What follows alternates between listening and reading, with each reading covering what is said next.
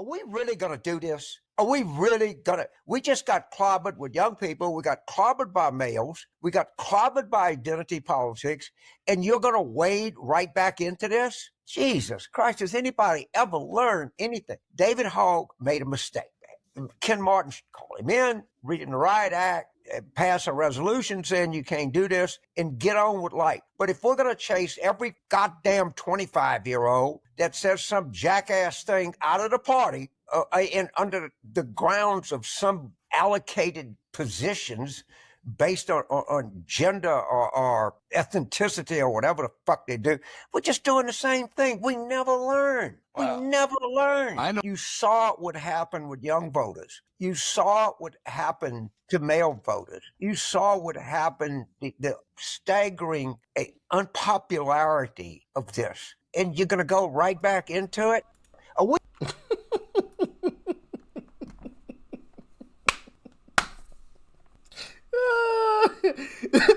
The Democrat Party is absolutely cooked, man. I mean, every single day there's a new war going on in the Democrat Party. And today we got David Hogg, okay? DNC Vice Chair David Hogg. He is next up on the list because Democrats are attempting to oust him as vice chair in an interesting way, I must say. So stick around to find that one out. But that is, goodness gracious, man, oh man. He recently went on the Bill Maher show, and this is what David Hogg had to say. Let's dive in. But whenever I see someone your age talking politics, it's usually a Republican guy. I mean, that seems to be where all the energy and and we know that the Democrats do have a problem with men. Yes. What are you going to do about that? Well, I think, one, it's for us to acknowledge the fact that a lot of younger men, I think, agree with what Democrats are saying in terms of making sure that we're getting things cheaper, that nobody wants to pay incredibly high costs for their medical bills or their cost of care, right? Nobody wants to see, in my opinion, nobody wants to see members of Congress that are doing insider trading either. At least I certainly don't. And that goes for both Democrats and Republicans. And right now, what I think happened last election is younger men, they would rather vote for somebody who even if they don't completely agree with, they don't feel judged by, than somebody who they do agree with, that they feel like they have to walk on eggshells around constantly because they're going to be judged or ostracized or excommunicated. And what's interesting about this moment is it feels like the two parties in some senses have flipped, where, Republicans used to be the judgmental assholes in many ways. And since many Democrats, despite us, I would say for most of us coming from the right place of wanting to do the right thing, we've created a culture where we say, well, if you say the wrong thing, you're excommunicated. And that's just not how human beings work. Nobody is perfect. But ultimately, what we have to do here is figure out how to bring people back in and work towards the bigger goal of advancing the future of this country and helping young people especially get by so that they're able to focus on their lives and, getting with a young woman or something like that instead of how are they going to pay their rent, for example, or how are they working their two jobs. Young people should be able to focus on what young people should be focused on, which is how to get laid and how to go and have fun. Rather, David Hogg for president, ladies and gentlemen. Whoa. Young people should be focused on how to get laid. That's his idea of bringing in more men. Okay. All right, David Hogg. But the crazy part about this entire situation is while they're trying to oust David Hogg, they don't have anybody great to replace him with. Honestly, David Hogg's probably the closest to the center, even though he's still pretty far left. Like, he's closer than some of the other candidates, right, that were at the DNC or the Democrat National Committee or whatever, the vote for the vice chair and the chair. You had people speaking other languages and singing weird songs. It's just, my goodness. You had people, you had Democrats up there saying, "Well, I'm black. I'm a black woman, so you guys need to listen to me and vote for me." Like, what? But that's the Democrat Party. That's the Democrat Party. You gotta be black. You gotta be a woman. You gotta be, you gotta check certain boxes. It is ridiculous, man. Absolutely ridiculous. How nihilistic and also how dismissive of all the concerns that young people are feeling right now.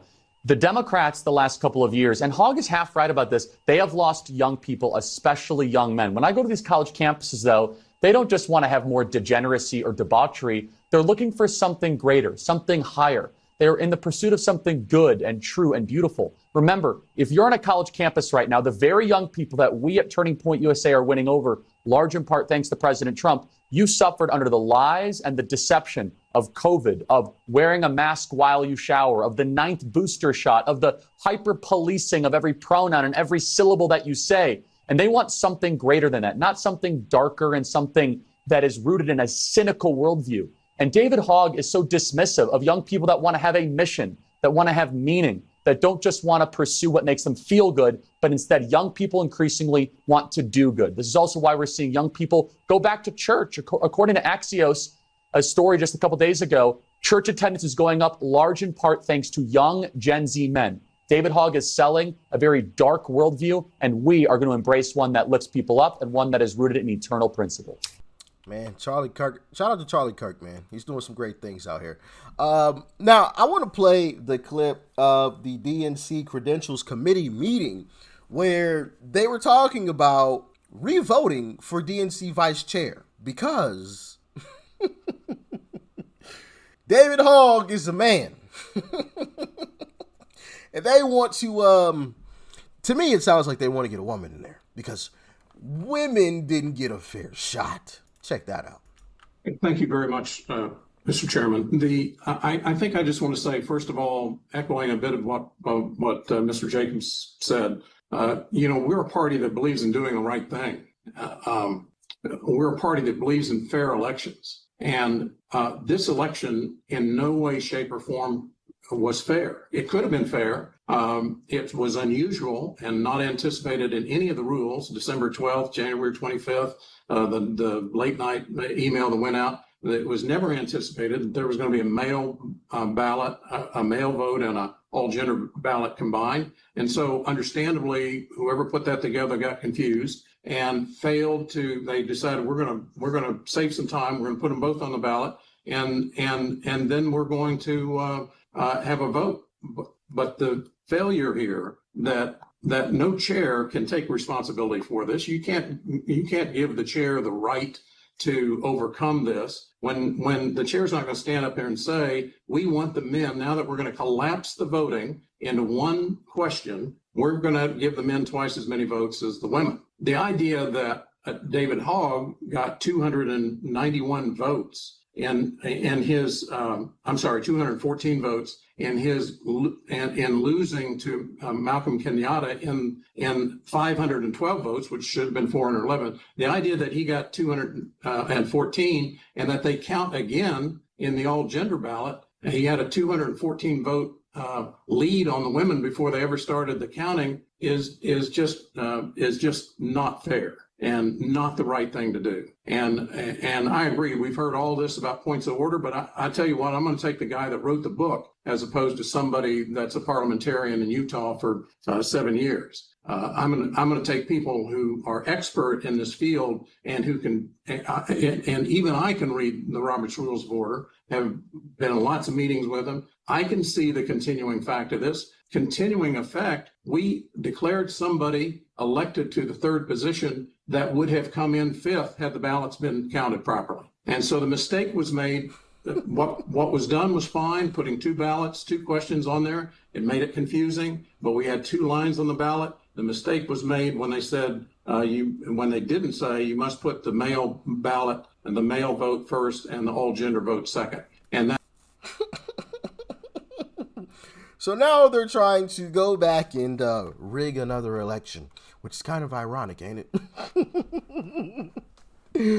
Oh, man. The people who scream, democracy, democracy, democracy, are now subverting it. People voted. You cannot like how they voted, but they voted. And now you want to go back and redo it. Oh, you can't make this stuff up. You really can't, man. You really cannot make this stuff up. Goodness gracious. The Democrat Party is just they're in absolute shambles. Uncle Trump has literally broken the Democrat Party. Since Trump won, it has been I don't even know how to describe it, but it has been a mess. Okay, meaning the Democrat Party. They've been in absolute shambles, absolute shambles. This is what David Hogg had to say about it.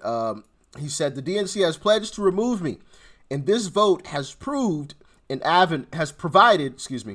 an avenue to fast track that effort. So he knows it's coming. It's coming.